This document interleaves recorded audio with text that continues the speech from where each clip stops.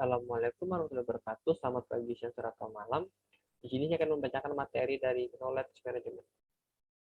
Perkenalkan, nama saya Ananda Putra. Saya mahasiswa Sistem Informasi B 2020 dari Universitas Mula Warman dengan NIM 2009-11-60-60. Di sini saya akan membacakan dua materi. Yang pertama, Knowledge Management. Yang kedua, Knowledge Spiral. Definisi Knowledge Management. Knowledge management atau manajemen pengetahuan ini bisa kita artikan sebagai serangkaian alat, strategi, dan metode untuk memerankan, menganalisa, mengorganisir, membagikan, dan juga meningkatkan informasi yang terdapat di dalam suatu perusahaan. Dengan adanya manajemen pengetahuan, agar di dalam perusahaan para anggotanya bisa mendapatkan pengetahuan dan wawasan tentang bisnis atau operasi yang dilakukan secara lebih mendalam. Hilangnya pengetahuan di perusahaan. Beberapa perusahaan terkadang tidak mau mengelola pengetahuan karyawan dengan baik. Jadinya, transfer pengetahuan tidak terjadi dalam lingkungan perusahaan.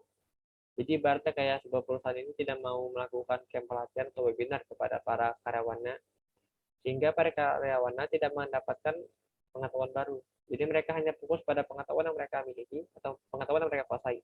Sehingga ketika ada satu karyawan yang meninggalkan posisinya, maka posisi tersebut akan kosong karena tidak ada karyawan lain yang bisa membackupnya. Hal tersebut bisa menyebabkan kerugian kepada perusahaan. Karena itu, perlunya organisasi untuk mengelola pengetahuan anggotanya agar mengetahui kekuatan dan penempatan para anggotanya atau SDM-nya. Jadi para perusahaan ini bisa menempatkan para anggotanya sesuai dengan hal yang mereka kuasai. Kedua, penggunaan kembali pengetahuan yang sudah ada, tidak perlu lagi mengulang lagi proses kegagalan. Di sini nih maksudnya kayak kita sudah mendapatkan orang-orang ini sesuai dengan tempatnya, jadi kayak nggak bakal ada proses kegagalan lagi gitu dalam hal-hal yang lalu. Yang ketiga, mempercepat proses penciptaan pengetahuan baru dari pengetahuan sudah ada. Jadi kayak di sini ini kayak di-upgrade gitu. Misalkan ada karyawan lama yang mengundurkan diri, maka karyawan yang baru ini sudah bisa menciptakan atau menambahkan gitu dari pengetahuan yang sudah diciptakan oleh karyawan lama. Jadi kayak istilahnya upgrading gitu, di-upgrade. Lalu yang keempat, menjaga pergerakan organisasi tetap stabil meskipun terjadi arus keluar masuk atau rotasi SDM. Ketika ada rotasi ini, terkadang beberapa perusahaan ini mengalami penurunan gitu kalau ada banyak karyawan yang keluar. Nah, ketika kita manajemen dengan baik, maka perusahaan yang kita kelola akan tetap stabil walaupun banyak anggota yang keluar masuk. Nah, garis utamanya itu yang pertama adalah konsep utamanya, setiap orang harus mengelola pengetahuan mereka sendiri.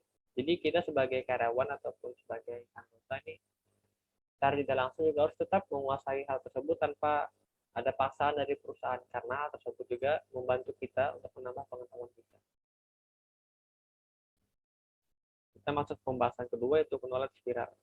Yang pertama dialog dengan cara kita berbicara kepada para teman-teman atau para staff ataupun para atasan kita.